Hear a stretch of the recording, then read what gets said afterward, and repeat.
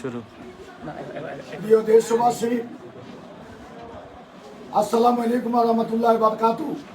আজকে একরামুল করিম চৌধুরী তথাকথিত এমপি, তার সন্ত্রাসী বাহিনী এবং নিজামাতাদির সন্ত্রাসী বাহিনী আমার চাপরাশিহাটের চর বগুড়া মানুষের উপর গুলিবর্ষণ করেছে।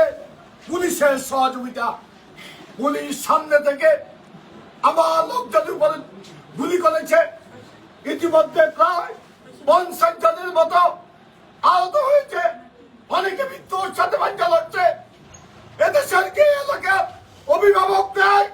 আজকে যদি একটা মায়ের বুক খালি হয়, এটার জন্য ওবায়দুল কাদের এবং কুম্বালীগঞ্জ উপজেলা চেয়ারম্যান শাহাবুদ্দিন এবং প্রশাসনকে দায়ী থাকতে হবে। আমরা নোয়াখালীর এসপি, ডিসি এদের সহযোগিতা আজকে একলাম চৌধুরী তার বাড়িতে মিটিং করি। এখানে গুন্ডা এবং সন্ত্রাসী অস্ত্রধারীকে পাঠাইছে।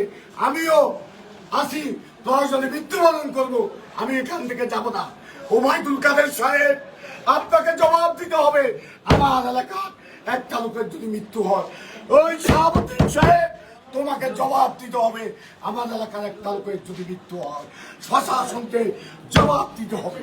আজকে কেন অস্ত্র জঞ্জালি চলছে, এটা আমি কোন অবস্থায় বরদাস্ত করবো না। আমাকে কোন অবস্থায় স্তব্ধ করতে পারবো না যতক্ষণ পর্যন্ত আমার মুখে নিঃশ্বাস আছে।